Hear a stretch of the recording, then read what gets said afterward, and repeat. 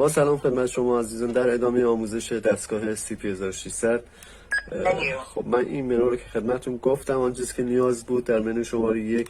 منوی بعدی منوی کپی فرکانسی است، همون کاری که شما با استار در حالت عادی انجام میدید، یعنی رو این حالت میره. میتونید یه بیسی معمولی رو بهش کانکت کنید، با شاسی گرفتن راحت کانکت میشه. یه بیسیم عادی رو روی یه کانالی میذارید که اینو که از قبل برنامه نداشته باشه، حالا این الان مثلا رو کانال 17 یه دستگاهی میذارید کنارش، شاسی میگیرید و شروع میکنید صحبت کردن، زیادم بهش نزدیک نباشه، شروع میکنید صحبت کردن. به محضی که چی میشه، این هم فرکانس رو پیدا میکنه هم کد عدم تداخل رو. یه ساکسس این زیر میزنه، اینو استورال بکنم رو کانال 17 ذخیره میشه. این مربوط به منوی کپی بود. منوی بعدی منوی رادیو هست. رادیو FM دستگاه است، چیز خاصی نیست اصلا. رادیو شما میتونید کانال‌های رادیو FM بهش بدید. منوی بعدی اسکن گسترده است. ببینید دستگاه رو میذاریم روی مثلا 156 اسکن گسترده. با توجه به استپی که بهتون گفته بودم، این با توجه به اون پله پله جلو میره. میرم اینجا اسکن رو میزنیم. من بالا رو بزنم، این به سمت بالا شروع میکنه اسکن کردن. اسکن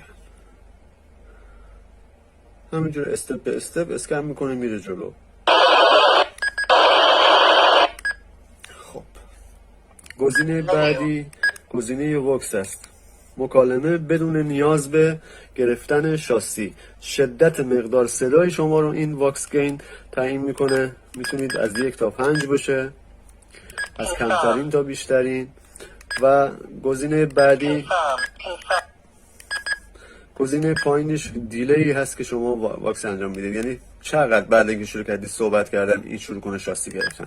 از 1 ثانیه تا 3 ثانیه قابل تنظیمه. گزینه بعدی